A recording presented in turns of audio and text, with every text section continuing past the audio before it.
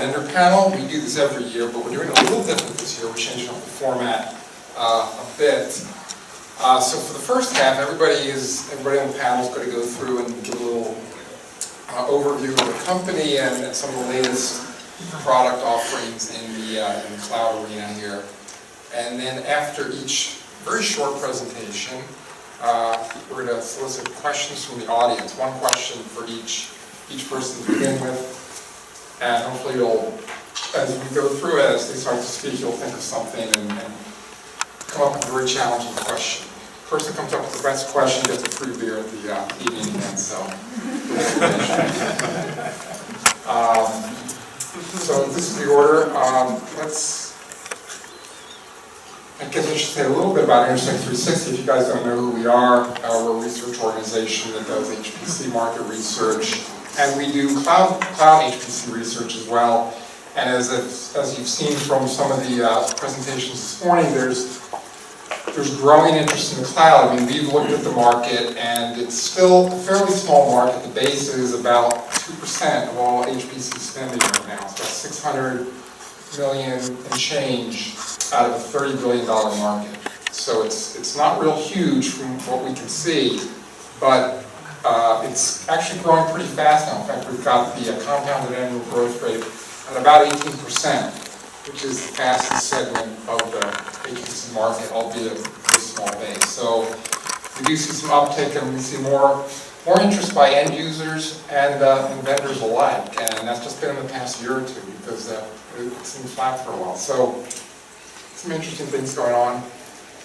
And with that, I think we'll start with Thomas Copeland at HP. Oops.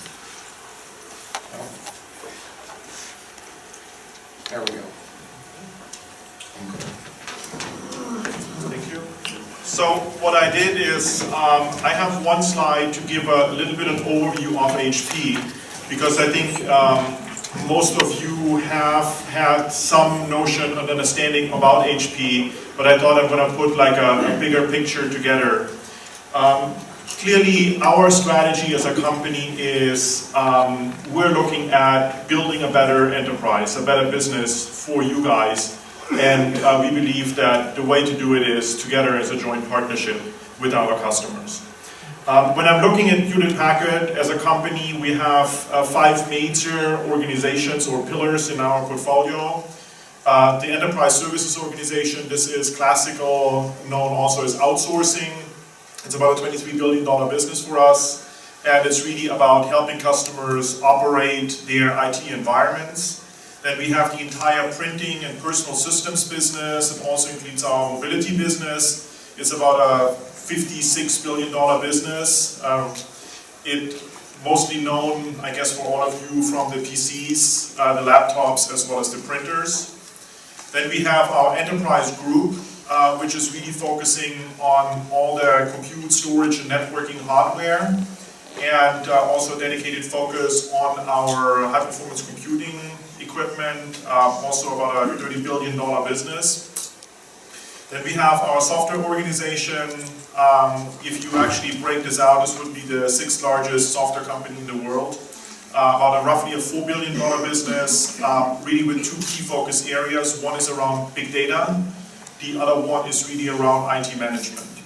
And then last but not least, what is for a lot of people unknown, we're also basically a bank. We have about a $4 billion financial services business, which we use to help our customers really finance their purchases. But what I really wanted to talk about is what is our core strategy when it comes to cloud and when it comes to high-performance computing. And just give you a little glance of, in addition to what I talked about earlier, we really believe that the IT world is changing and it's getting into what we call the new style of IT. And there's really 3 fundamental principles. It will be a hybrid IT environment, so it's a combination of traditional IT, public and private cloud, and that pretty much every single customer will have a combination of those 3 environments. It might vary in the percentages, but you will have these 3 elements. We see a very strong move towards open source. Open source is the key operating environment for these new types of IT environments. And then cloud, basically really, and it's actually hidden under the slide here, the IT organization will become a cloud broker. And what that means is the IT organizations will be the one that are serving the lines of businesses as a broker organization, as a service provider. And that has a lot of implications for the IT organizations to really understand how to deliver IT services to the end users. I think that's my 2 minutes. Very good, very good, very good.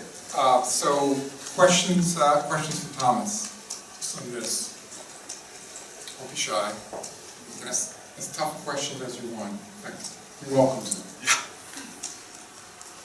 And I'm not falling asleep here after my jet lag, so this is a good time to ask a question. Good time, it's vulnerable. Well, actually, I have, if nobody else has a question, I have a question. And I've always thought about this where OEMs are selling cloud services. It seems like there's a little bit of conflict there. Sometimes you want to sell, or ultimately you want to sell servers and clusters and systems. And when you sell cloud services, it partially perhaps cannibalizes some of your business. In fact, when we do the research, we look at an uptick in cloud spending. It's not like a zero-sum game, but there's a percentage that's now not going to the server business anymore. How do you sort of treat that in the business sense internally? Well, I think as HP, we are actually in a very lucky position, I would call it, because as I showed before, our business is very widespread. And I think it doesn't make sense for any hardware vendor, or it will not be successful fighting the trend where this is going, to say like, okay, it will shift from a true hardware business into a combined business where some of that will be delivered as a service, some of that will be delivered as hardware. Now, we are in a tough spot because today HP is the absolute market leader in high-performance computing when it comes to investment. We have about 40% market share of the high-performance computing market, and that is mainly hardware business. And we, on the other hand, fully understand the market will transform into the hybrid environment, and so we will have to deliver these as IT services. And that's why you have seen HP making some significant investment when it comes to cloud technologies. That's why we have been focusing so heavily on Openstack as really one of the core technologies for building clouds. And we are the top contributor in the Openstack. We actually are the company that is not only a platinum member, but we also have the most board members. We have the most focus group leads. So we're really spending a lot of effort in this transition. We understand we as a company to transform, and as our customers transform, we need to help them in the transformation. So we're embracing the change, and we fully understand it will change, and we want to be part of it. Thanks, Thomas. Okay, next up is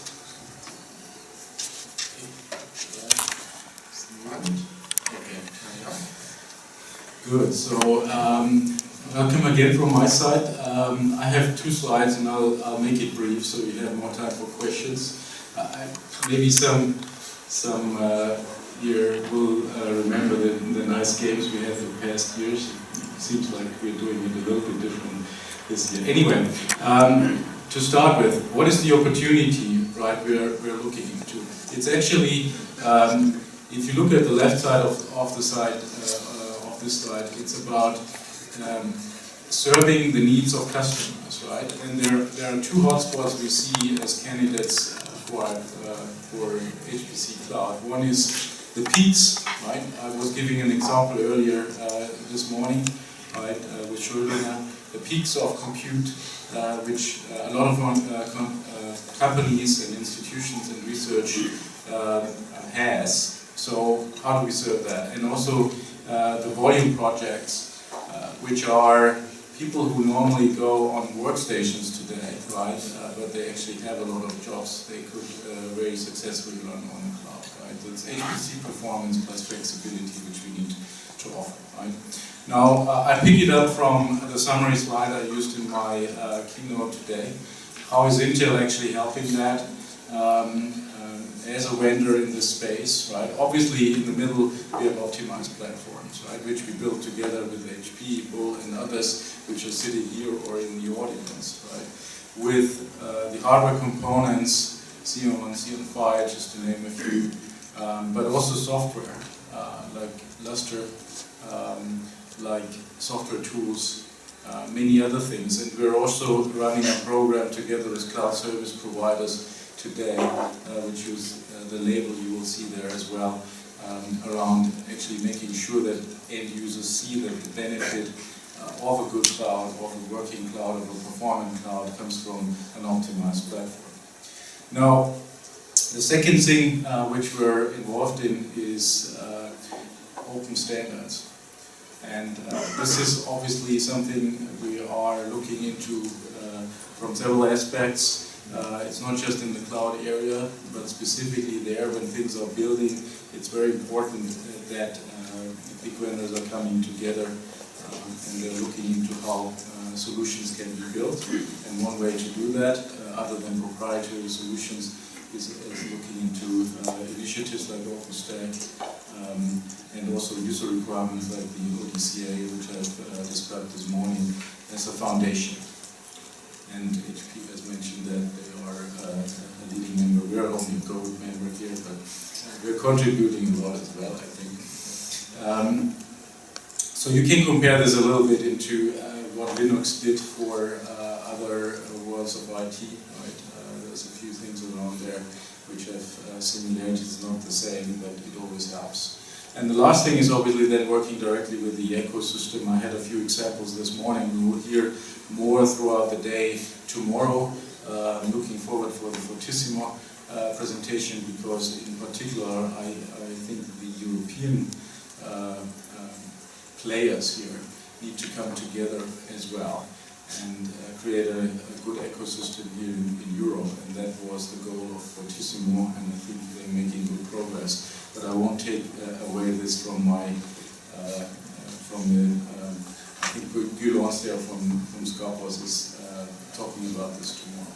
So this is what I wanted to say to remind you how our involvement is. It's not all what we are doing for cloud and bringing technical computing together, but certainly the most important ones. Thanks. Thanks, Stefan. Questions? Stefan? Yes. Okay. Yeah. So I think it's a tricky one. So a few years ago, I thought Intel is a pure technology company, especially doing the heartbeats of the machines. Now I see that you guys reach out more and more to higher level. I mean, not only applications. I mean, really mission-critical thoughts, strategic thoughts, which go far beyond the processor level. Yeah. Like we mentioned before, like education. Isn't that wasted money because you don't have a competition at all, so you wouldn't care? Well, that's provocative. Sorry for that. Actually, the interesting thing is we have been doing this for a very long while, but many people didn't notice. Right?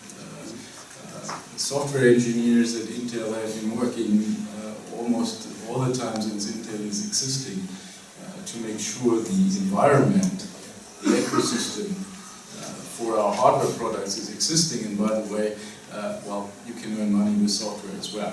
Right? So that's obviously for a commercial company, it's a good reason to be involved in lots of things, right?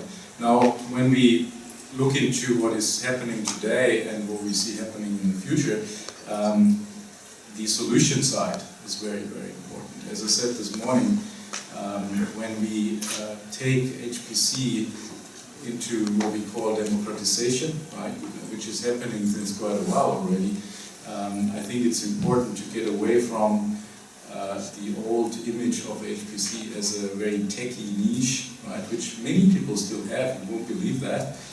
When I talk to people who have nothing to do with HPC, it's usually the first thing they come up with is top 500 and it's very exotic, right? But that has changed, right? And I think we had our part in changing that, and that's why we are investing into software, into working with people in the ecosystem, and many other things, like standards, for instance, to create an environment which actually enables more people to use technical computing and simulation than it has been the last 10, 20 years. Thank you. Next up, we've got Brian Sparks from Mellanox.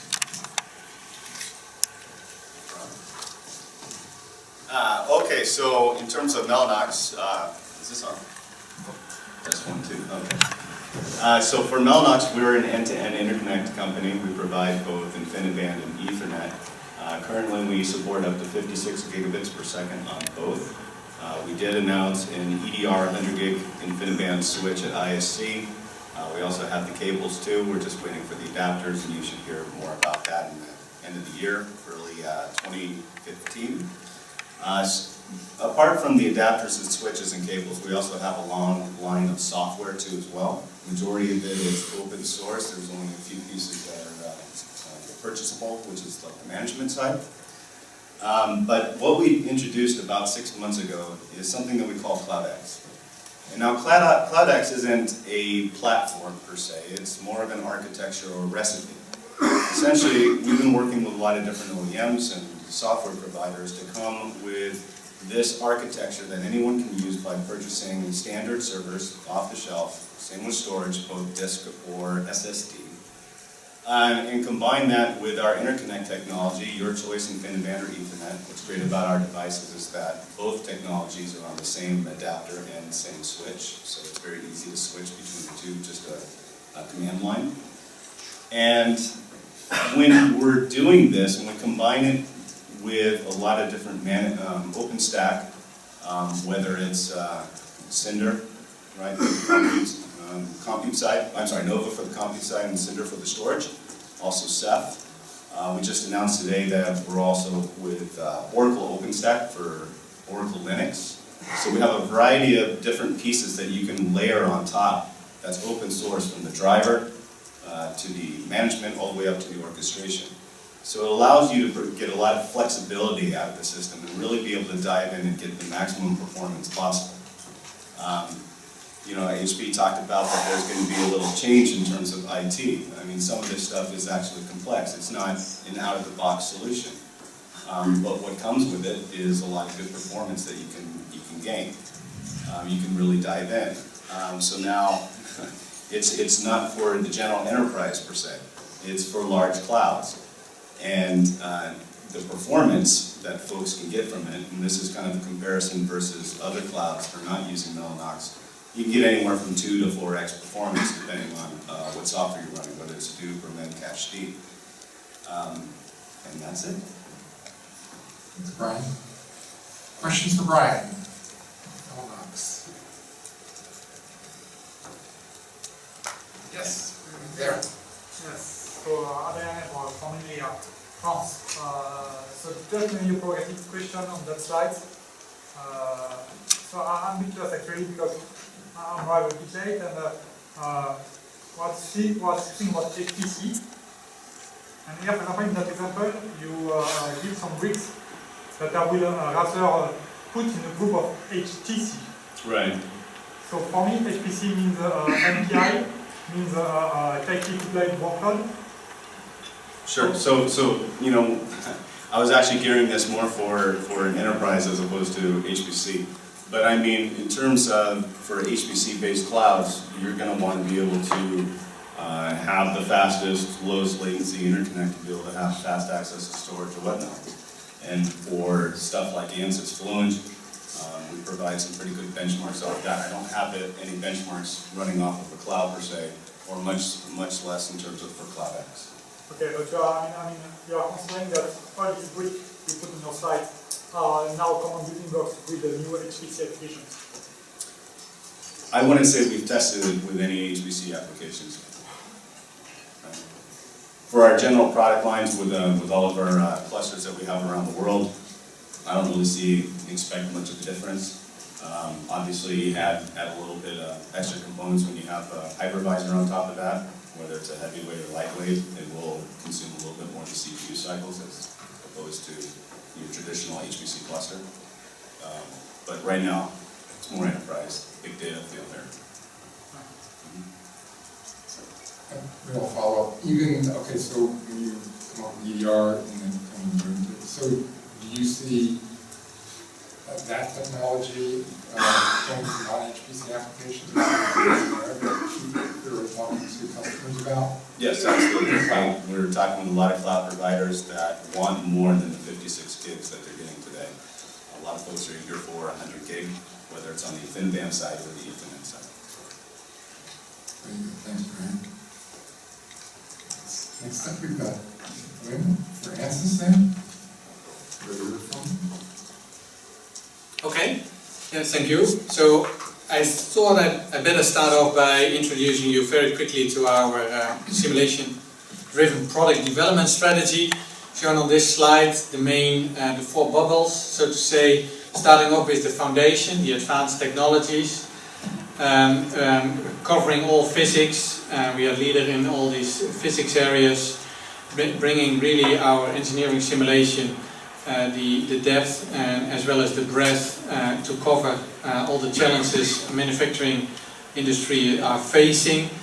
Of course, the other aspect is the virtual prototyping, being able to run it in an environment so that you can actually trust your results, that it provides, together with HPC, of course, the fidelity you can get. Obviously, the world is not just single physics, you talk about multi-physics. The other aspect is, of course, the whole collaboration, as well as the aspect of HPC, enabling process compression. It's another very key element to our strategy. And as mentioned, also the CA collaboration, being able to work across the globe with geographically distributed team. Manufacturing industry are facing challenges in that regard in terms of data management, in terms of being able to secure their intellectual property in a well-fashioned manner. So this is really very high level our strategy. So the next one is actually coming back on my previous talk. During the previous session, really meant to repeat a bit our best practices, but at least what we see as our main best practices towards moving engineering simulation in the cloud. So I'd really like to come back to this and a bit challenge you in whether we are doing the right thing or whether we miss any particular thing. So it's basically, this is a question to the audience. Before actually getting questions from the audience, I'd like to challenge you and whether we have covered all the best practices. Maybe there are clearly some missing elements here, and hence this particular slide. Do I miss anything, for example? Any key elements? Yeah? Gabata from Airbus. A global question. You have a license model, what is more or less 30 years old. The CPU-based license model we have all over the world. Mm-hmm. You thought about, based on the decrease on performance by core, to rework on the global license model, especially in the frame of cloud, because for sure the current license model don't fit with the current requirements, independent that you move something a little bit like HPC licenses and so on, but nevertheless it's every time the only CPU-based license model up to now. Okay, thank you for this great question. Obviously there are, our pricing model is really value-based model. So there is clearly a core element to that. But there is also an element of pricing of HPC capacity versus capability. And as you may know, there is quite a big difference in terms of value to the customer, whether you have to address the capability in terms of scaling to a very high level, or if you have to cope with a simulation environment where you have lots of simultaneous users, where we talk about HPC capacity. So for both, actually, we have a specific licensing model. And that has a different pricing associated with it. And if you then look at a core-based licensing model, there is quite a difference in terms of what we price or value our HPC capacity versus capability. And I'm very happy, although I didn't share it in this particular presentation, I'm very happy to explain the differences in value of HPC capability versus capacity to our users, and why we have priced them differently in order to really respond to the value it brings to our customers. So I think, and in terms of cloud, actually, we are now currently having a cloud licensing model which we do pilot with our customers, with enterprise customers also. We didn't really, let's say, full-fledged market it as such, because the backend is not fully automated yet, so therefore we do it very targeted and do it on a pilot base. But we clearly have a cloud licensing model now in place, and it will be fully commercial at 16.1. So at the release after the coming version. Again, I'm very happy to explain that further, also in private communications to you. Well, I've got a general question. Yeah, related to that. thank you, Richard. Thanks for that. Yeah, and I was interested in the licensing model as well. We'll talk about that. You're going on ISP up here, and it's interesting. I think. So your elastic license versus your on-premise license. I noticed you talked about, you can transfer your on-premise into the cloud. But let's say you have a customer who is trying to decide on how to deploy or how to host the infrastructure. It doesn't have anything necessarily in place now. Would it be more advantageous to somebody who hadn't decided to get an elastic license and go to the cloud versus an on-premise license? Would that be a less expensive option for the amount of software that you get? Yeah. Now, again, that entirely depends on the needs of the customer. If by average, if a customer has a very steady workload over the year, then the traditional license model is still most cost-effective, so to say. The same holds also, by the way, for hardware. If you go for reserved hardware, the longer you will take your hardware, the cheaper it is, actually. But if you think about projects which are really intermittent, so to say, covering intermittent needs of customers, then it depends. If you know in advance that your project will last, for example, for a month or 3 months, you go for a traditional short-term license. Still lease-based, but the same holds for hardware. You lease reserved hardware for a short period of time. That's still most attractive. If you have peak demands really, and you don't know exactly where the peak will fall in the year, for example, then what we have developed this pay-per-use model is most attractive.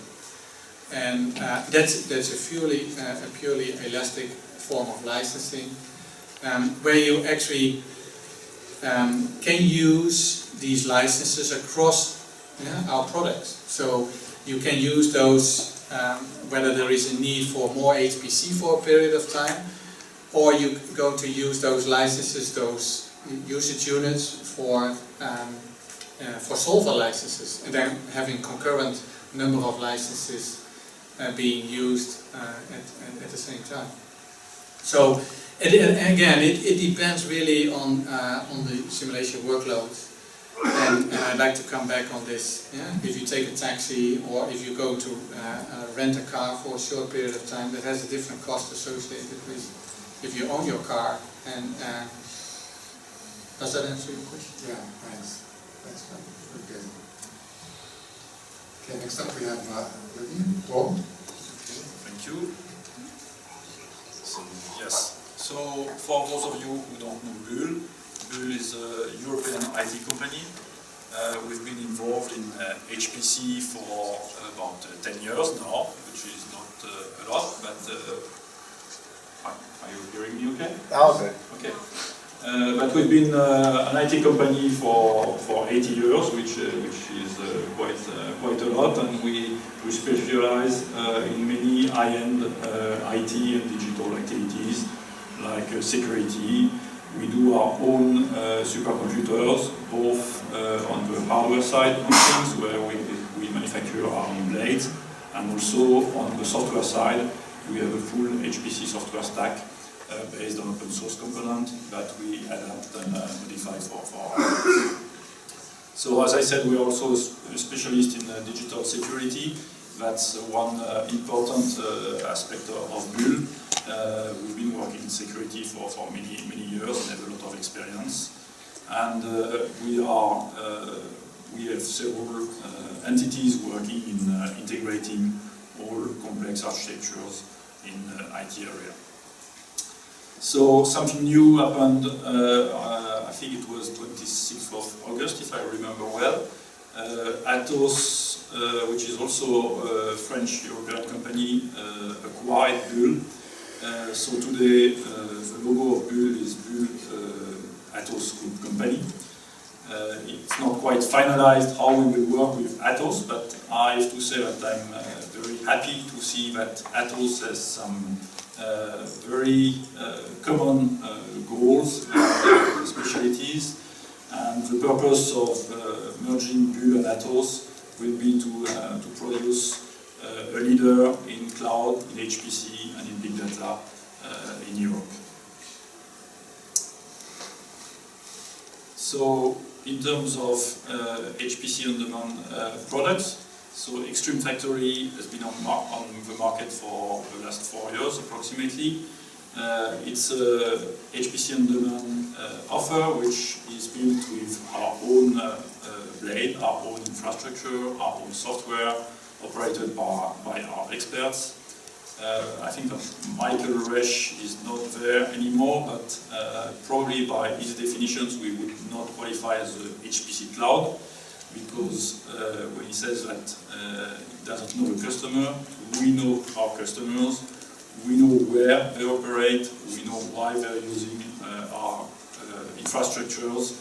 The security is very important to us, everything has been built in, so we know exactly what the customers are doing, from which IP address they connect, and you can certainly have people connecting from a place that we don't know.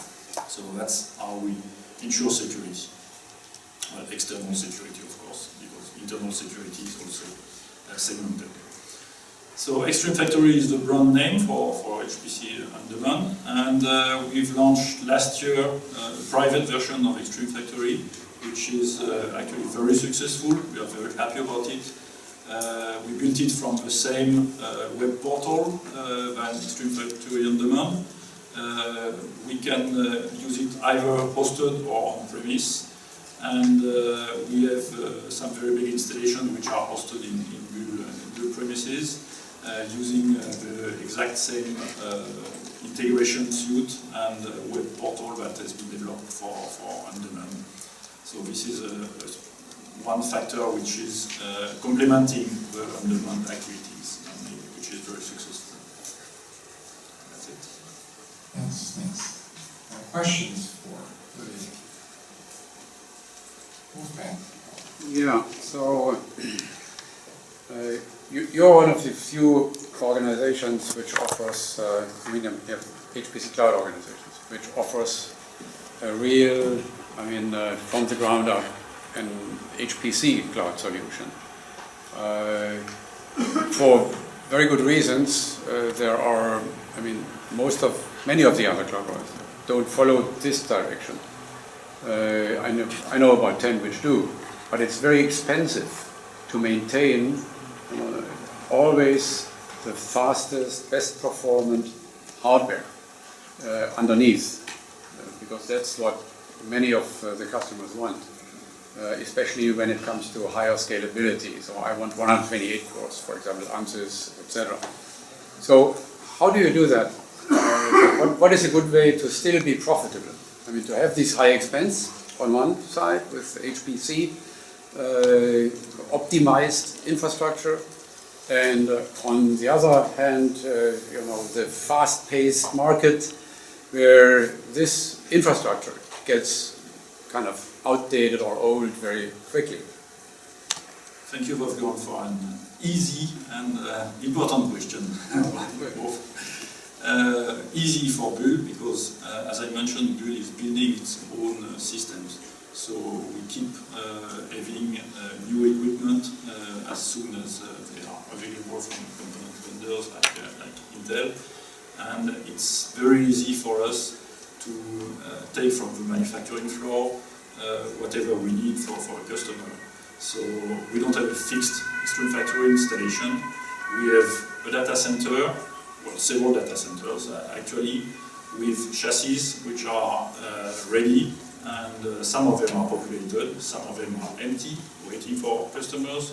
When we have a new customer, we just go to the manufacturing floor, take some blades, as many as we need, because we have inventory because of components which are very long to procure. We have to have several months of inventory.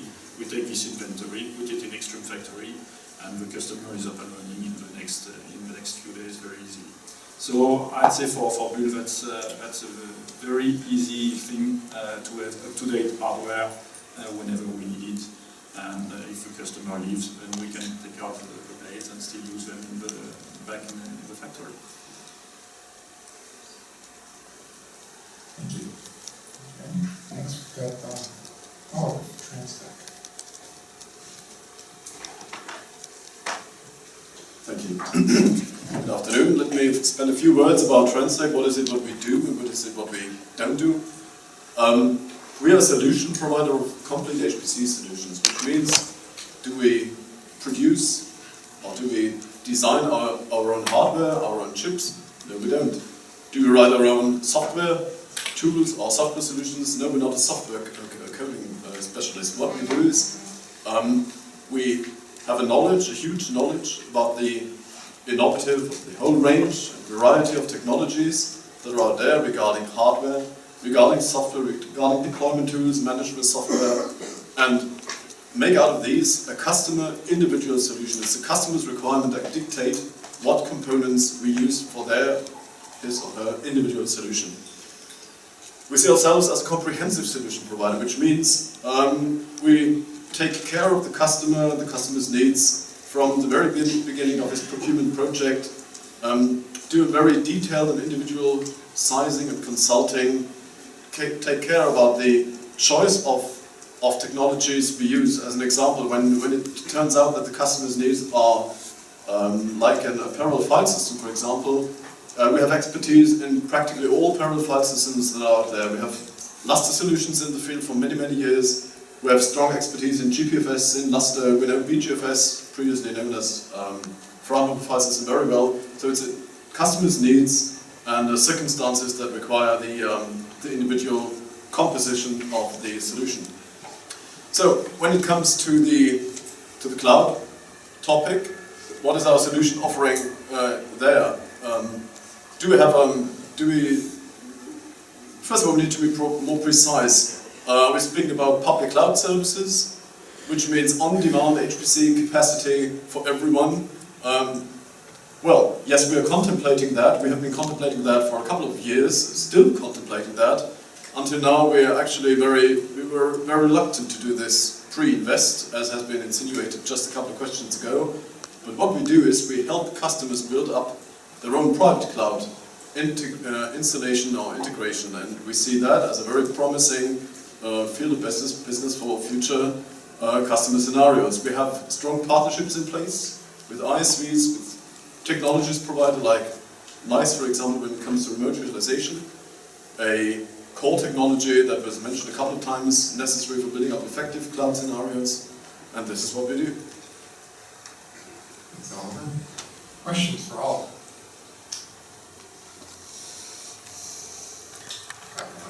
So you talked about, in fact, we talked a little bit this morning about looking to maybe get into public clouds. We haven't quite made the leap yet. What kind of things are preventing a company like Transtack from doing that? I mean, we do have companies named like Roll, we have other companies that are up here, Penguin, and yesterday I used to do it, but seems to back out. How is Transtack different that they haven't taken that step to go into the public cloud business? Well, maybe our perspective is only our own perspective. Every company has a certain past. I have the feeling that, at least with some traditional cloud service providers, they started from a different vantage point. We do not have, for example, excess capacity that we want to make money off. We do not come from the hosting area where we have all the infrastructure and capacity to turn more, to add to where just some value add is needed to turn that into consistent cloud offering. What we can do though is we know a lot about technology. Our customers are the customers they are. Until now, we must admit, the demand for a public cloud offering, especially for the strategically important industrial HPC area, has been, say, a little bit limited. So, of course, also industrial customers are pretty much aware that sometimes their workflow needs some optimization, that there is some lack of efficiency and an effective hardware utilization, of course. So it's a first step to first turn the customer's environments into a more optimal one, to help them get their workflow streamlined and to get their hardware utilization optimized, for example, to reduce their time to results.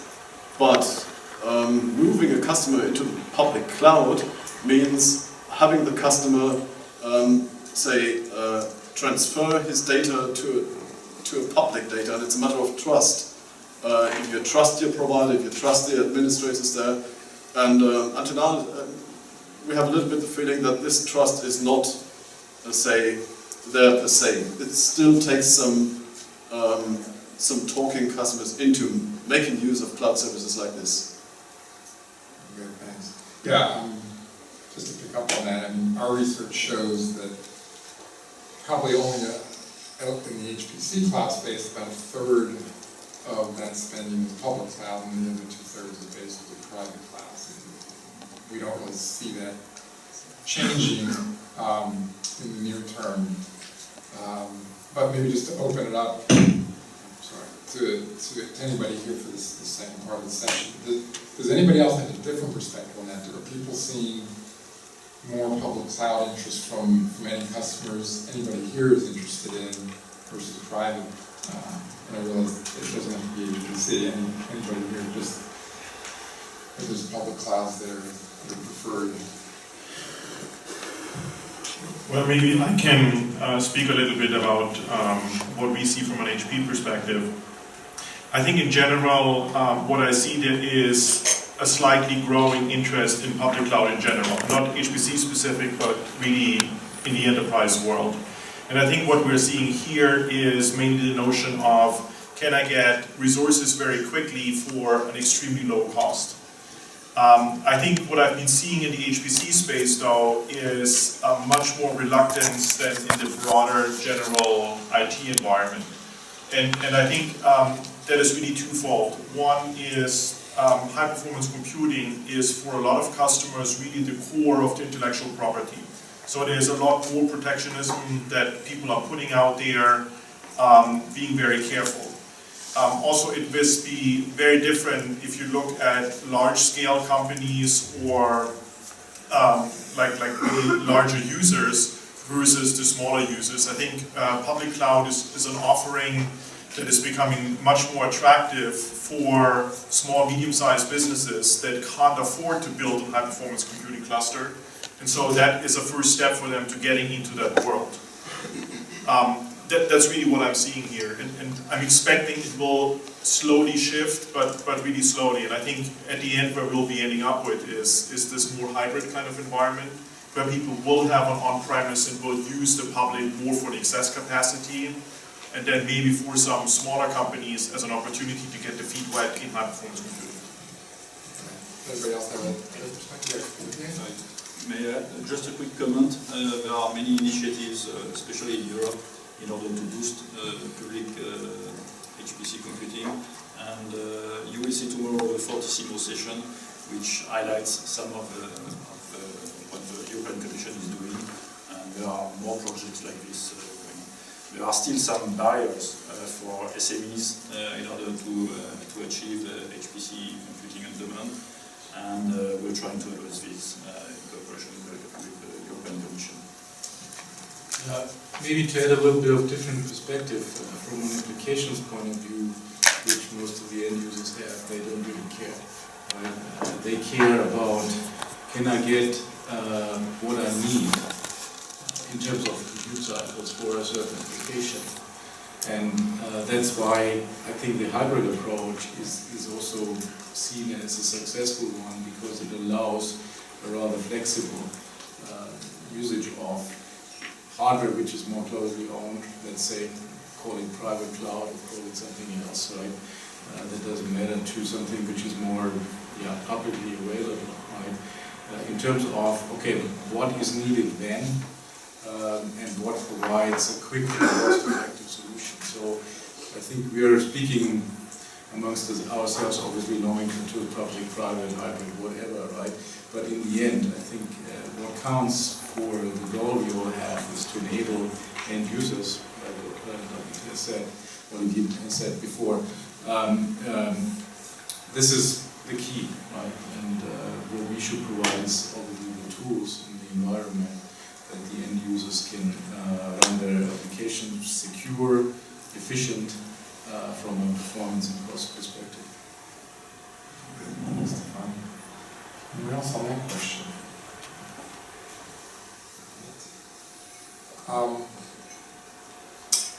So I'll direct this to Brian first, because he's the network guy here.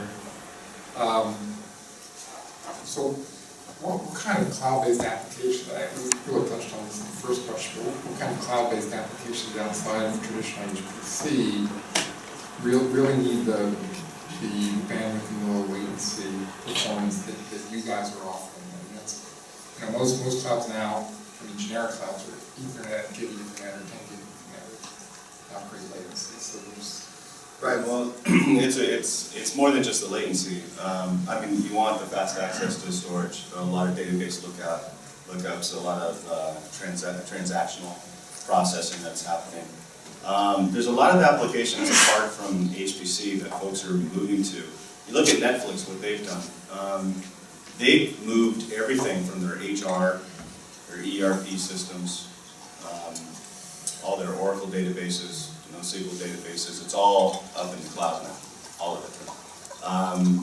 And they're getting some pretty good performance. They would like to get better.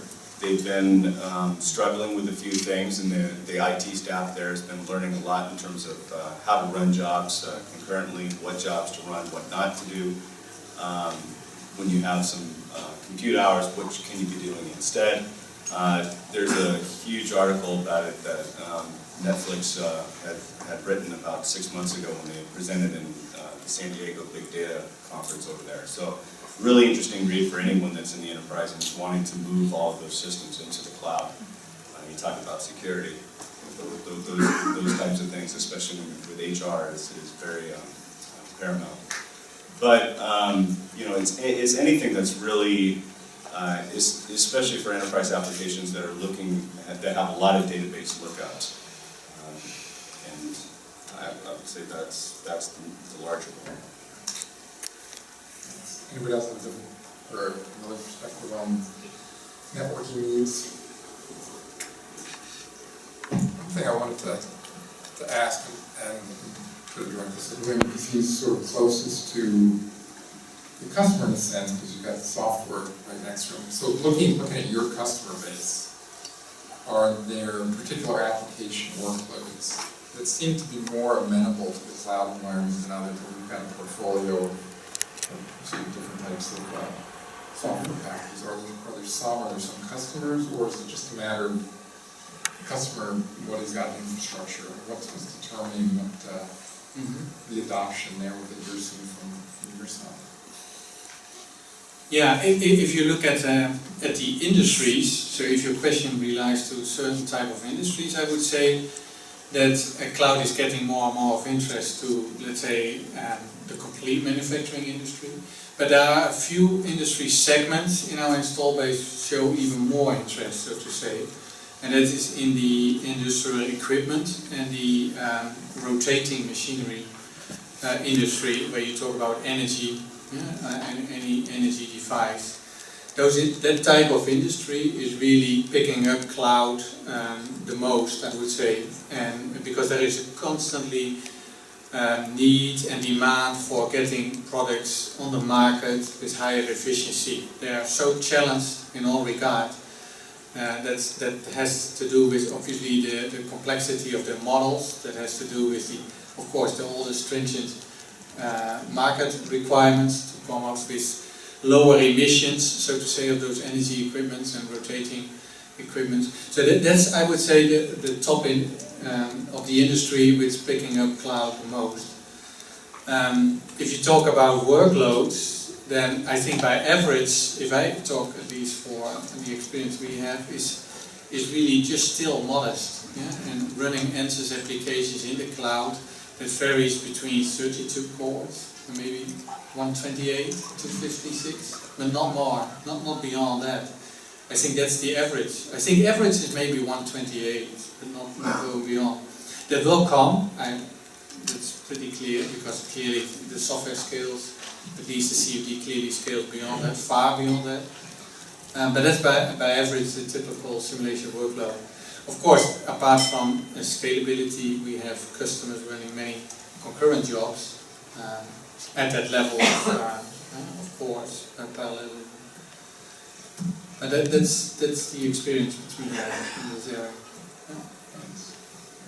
Does anybody see particular markets or applications or customers that are different from that perspective? I know we've looked at it qualitatively. Initially, especially, we saw a lot of life science applications. That seems to be sort of low-hanging fruit for that vertical. The parallelism lent itself to sort of this coupled kind of thing, and the community there was such that it was culturally a good match. But does anybody else have any perspectives on the verticals or application sets that seem to be gaining some traction? Well, you see that one ISV here comes clearly from one important segment, right? CAE manufacturing. Right? That's, I think the reason for that is because you have a high number of small and medium businesses there. And Wim knows this. From time to time I go to ANSYS or other conferences, right, where this kind of software is being used. And over the time I've made a constant question to the audience, and I asked, who of you is still just on a workstation, right, using ANSYS software or anybody else's software in the space? Or are you using already some what you would call HPC, right? And what we have seen over time is that, first of all, when I asked this question first, I was hugely surprised coming out of the HPC sector and having a long tradition that it wasn't that many, right, who raised their hand and yes, I'm already on HPC.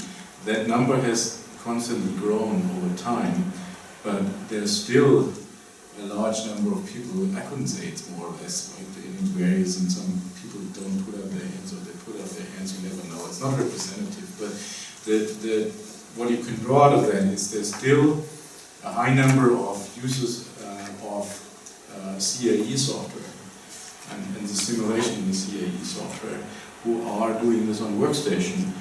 It might be okay because the workstation is powerful enough, but often when you talk to engineers you hear, okay, I couldn't do this because that would have taken me more than a day of runtime. I said, okay, you're a good candidate, right, for asking your boss for more resources, because I think you're wasting your engineering, your human engineering, right, if you have to wait for something or you cannot test a case which is interesting if you're limited. So this defines, I think, the best way in the segment, people who are just waiting to get a good service via the cloud.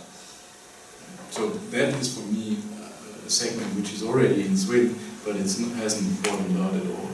From my perspective, I don't know, Wim, what do you think? You're very close to that. I think you phrased it very well, Stefan. it's clear that the engineering community is still constrained by hardware. Recently we've actually done a very large survey where we got over thousands of respondents back to us saying that indeed the majority are still constrained by hardware. And then we ask, okay, why are you constrained by hardware for your engineering simulation work? And that is, I would say, the top barrier is really the lack of IT support and so in terms of skills or skilled staff, as well as lack of proper hardware. And obviously cloud can be really the enabler or the solutions for those customers. It may not for all, and there will still be continuously having a demand for workstations. But it is shrinking, I must say, over the years, and I think Stefan is right. The number of people who are entirely running their applications or workstations is shrinking, but it's still a very substantial amount of customers. And there are different solutions. Cloud is one, of course, but there are other. And a key element for reaching SMEs is, I think, training. Of course, software should be as easy as possible, and we are working on that, as many other ISVs. But the other aspect is training. In order to really reach those small, medium enterprises,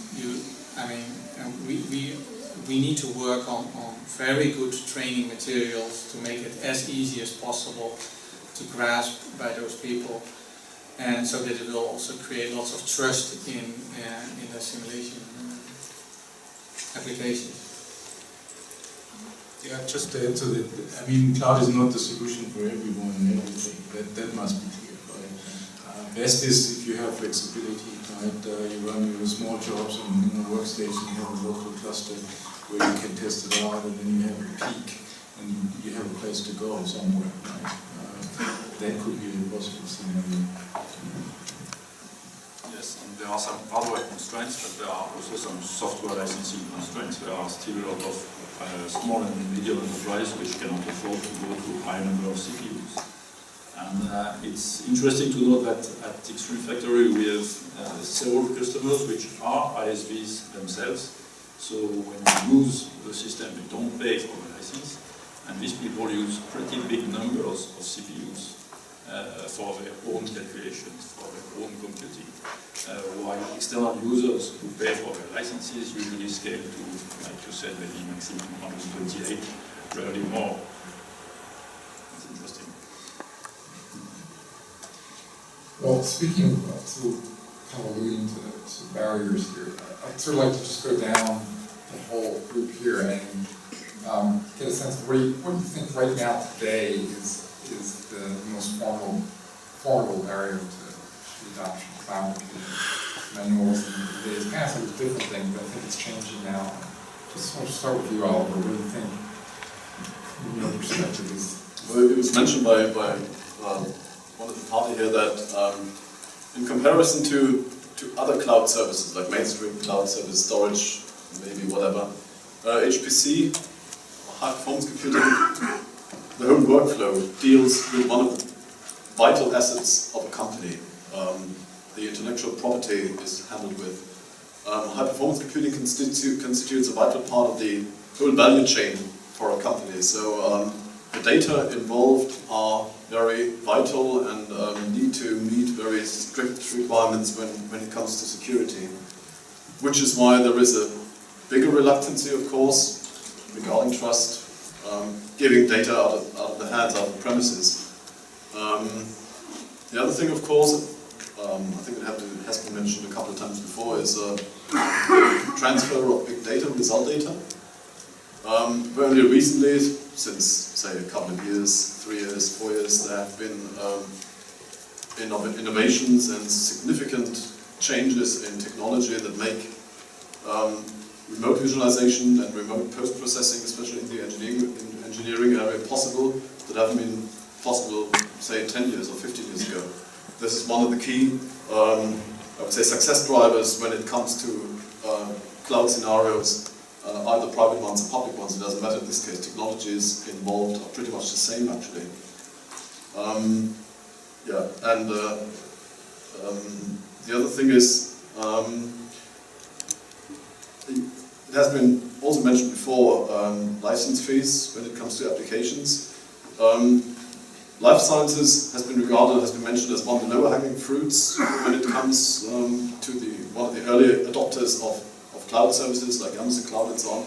It has, in our opinion, to do with the fact that within life sciences there has been traditionally a very strong collaboration between academic institutions, universities, and companies, industrial companies.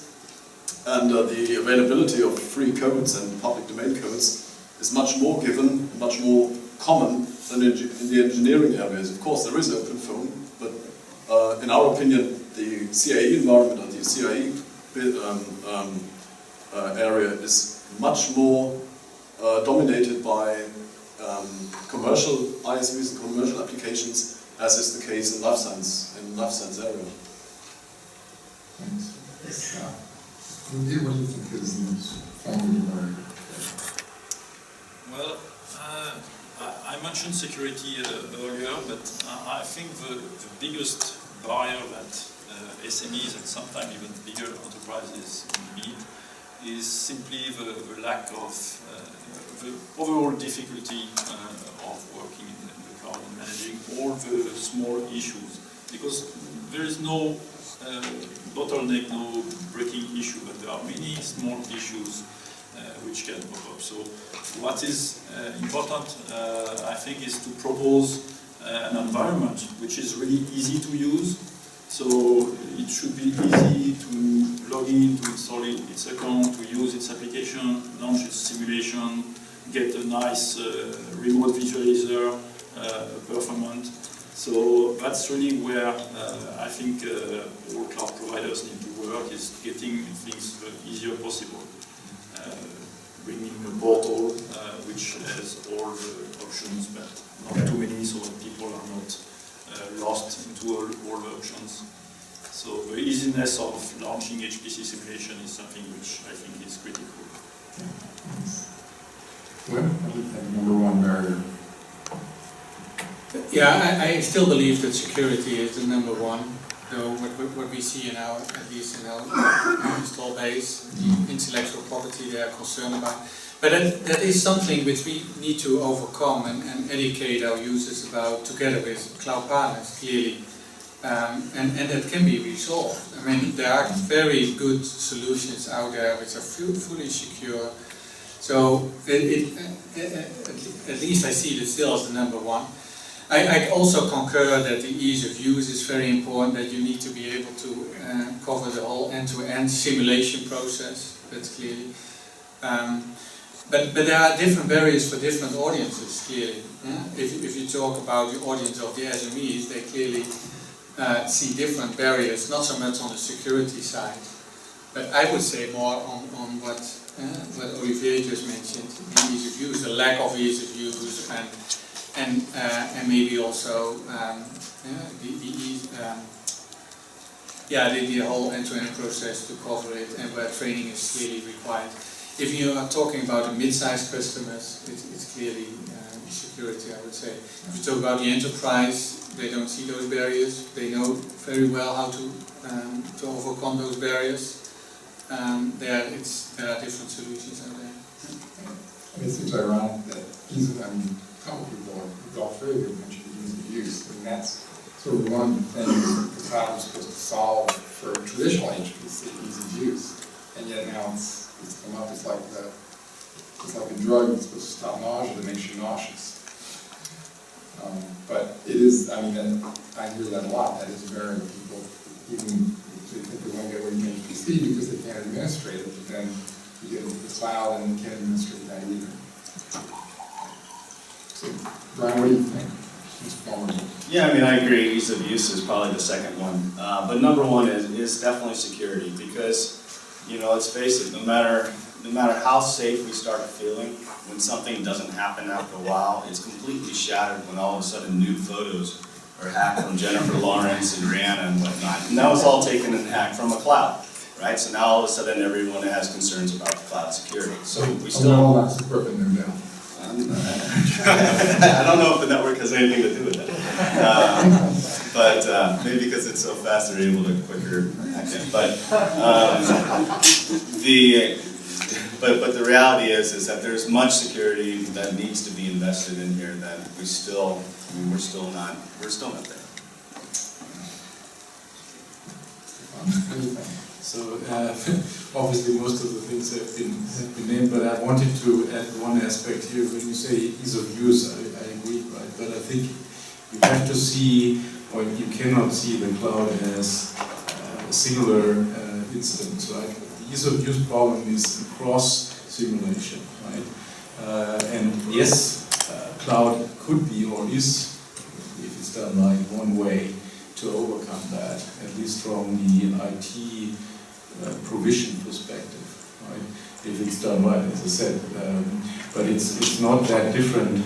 The underlying technology offers the opportunity to make it easier, but it's always the question of the people who are doing it, whether it's actually easier, right? And for the trust and security in a cloud solution, it's almost the same, right? Obviously, when people give something out of their own home, house, company, right, there's always a concern. Right? That's why this topic comes always up when discussing clouds, and there's a big concern by many customers. The research community has less problems with that, obviously, mostly because they operate in an open space all the time, so they don't really care that much unless their newspaper for SE 14 is disclosed before it shouldn't. So they have their limits as well. But other than that, less problems. So these are key things, obviously, because this is how people interact with the system. In the end, the question is also for people: is it efficient? Is this something which has a good cost performance balance versus any other solutions which are out there? Thomas, you have the last word. I'll maybe add a couple of comments, because I think I would agree on the topics. It is really ease of use and security aspect. But I think on the ease of use, I would actually add a comment on top of that. It's not just the existing HPC users, because I think the big opportunity for the HPC market is actually opening it up to new users that today are not using high-performance computing. That's the people who are actually product designers, that are medical researchers, that today are not having access to an HPC system. But giving them access would make it much easier. The challenge they though face is they are coming from a research background or product design background, and they're not the typical users of simulation applications or medical HPC applications. And for them, this is a big hurdle to get into that market. And so I think a challenge that the industry will have is, how do I make it easy for these people that have not been using HPC to actually use it and learn the applications, and so that education aspect is clearly there. I think the security problem that we're all talking about, we will overcome by basically educating people more what is done around security. And I think the other element that needs to play here is the security functions within the broader company need to be brought into the high-performance computing world. They need to understand what's really happening there so they feel comfortable. I think the problem the security officers have today, for them, high-performance computing is this big, complicated thing that has been a black box for a very long time because it's been very, very technical, and they have not really understood what the security mechanisms are that we're putting into there from an industry perspective, from an application perspective, from a technology perspective. They will get more comfortable with that, similar than what we had in the past when we talk about people who were very concerned about outsourcing some core IT functions because there were all these security concerns. And when you now look at big companies, a lot of them have outsourced HR that is running on a shared environment, which is dealing with the most critical information, personal information a company has, and it's provided by a third party. And so I think it's a learning process that we will go through as an industry, as we bring in more of the security experts, and that will change that behavior. But I agree, like hacking scandals and that is not helping. It's just causing us to do more education. Very good. Thanks, Thomas, and thanks, everyone. I think we're at the end of the session just in time. One question? One remark from my side. I think you forgot one legal point in your security discussion. The legal point is linked to the Patriot Act. That's mainly linked to the US companies. And I don't know if everyone is aware of what's going on. Every US company is forced by the Patriot Act to deliver all data, independent where they are stored on the world, to deliver to the US government on demand. And that is really, for large companies, a really blocking situation for cloud solutions with US companies. That's really not, that's not linked to security, it's really linked to this, and it's very difficult to discuss.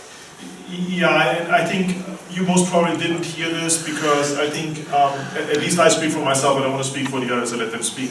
But when I look at cloud in general, I don't necessarily mean there is only like one or two cloud providers out there in the industry. There is companies that are cloud providers that are operating within the EU, that are operating within China or other parts where the Patriot Act is actually not applicable to those because they are like I think some of you guys, like Google is a good example. They're operating out of France, they have their own data centers in France, and the US government has no access to basically say like, well, there's a French customer that is hosted by a French company in a French data center to get the data. Now, it's clearly when you go to a service provider that is a US-based company that is operating out of the US, it's a very different story. And so I think that it's not only linked to operating out of US, it's independent where it's operated, where it's stored. yeah. Okay, we continue. Thanks, everyone.